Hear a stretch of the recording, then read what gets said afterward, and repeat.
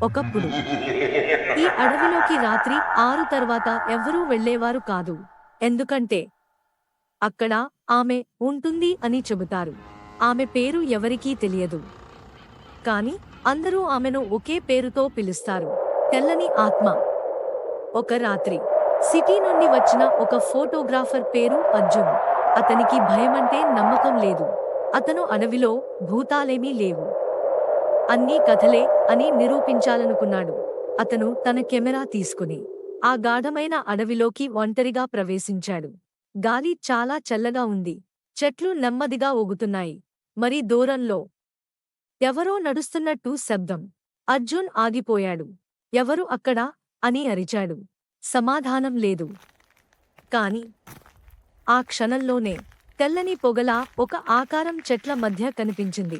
ఒక తెల్లని గౌను వేసుకున్న వ్యక్తి. ముఖం లేదు, కేవలం చీకటి ఖాళీ మాత్రమే. అర్జున్ కెమెరాతో ఫోటో తీయగానే ఫ్లాష్ వెలిగింది. ఆ క్షణంలో అది ఒక్కసారిగా అతని ముందు ప్రత్యక్షమైంది, చాలా దగ్గరగా. చల్లటి గాలి అతని చెవిలో చెప్పింది, నువ్వు ఎందుకు వచ్చావు? ఇక్కడికి ఎవరూ తిరిగి వెళ్లరు. అర్జున్ వెనక్కి తిరిగి పరుగెత్తాడు. కాని చెట్లు మారిపోయాయి. దారి లేదు. అడవి ఇంకా పెద్దదిగా మారినట్టు అనిపించింది. అతని ఫోన్ సిగ్నల్ పోయింది. లైట్లు ఆరిపోయాయి. మరుసటి క్షణంలో అతని కెమెరా ఆటోమేటిక్గా ఆన్ అయింది. అందులో రికార్డ్ అవుతున్నది అతని వీడియో కాదు, అతని వెనుక నిలబడి ఉన్న తెల్లని ఆత్మ.